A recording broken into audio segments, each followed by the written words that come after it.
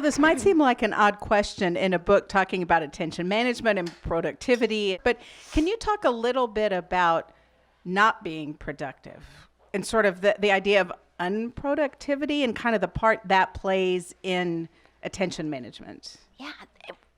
The problem is that most of us these days are knowledge workers. The most important tool that we bring to work with us every day is our brain. We are hired for our wisdom and our experience and our creativity and our innovation and our ability to form relationships, right? You can't marshal those resources to the task at hand, to the moment, to the experience that you're having in 2-minute increments while you check your email, right? I know that we're having a great conversation right now, but just give me a second while I just check over here, right? People know when we're not paying attention to them.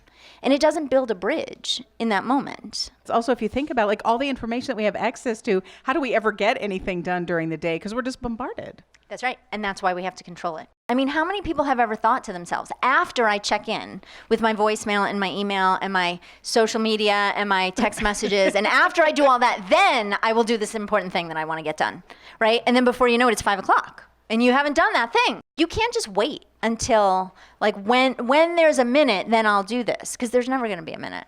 This can be really challenging in a professional environment because people think that, the world is so competitive, and if I don't respond to my customers right away, then it means I'm not providing excellent customer service.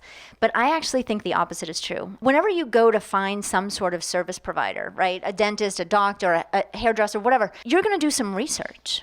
And then when you find the best, you're going to call that office, and maybe you're going to get their voicemail. And it's like, well, of course, this is the best doctor in the entire state. Of course I have their voicemail. And so you'll wait. You did that research.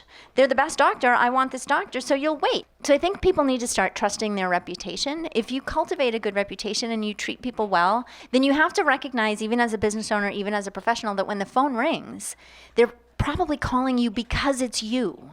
Not just because they threw a dart in the phone book and found some random person. And if they're calling you because it's you, they'll wait. So I think it's really important to keep that in mind and to recognize that we do have control over how we interact with people, and they will adjust.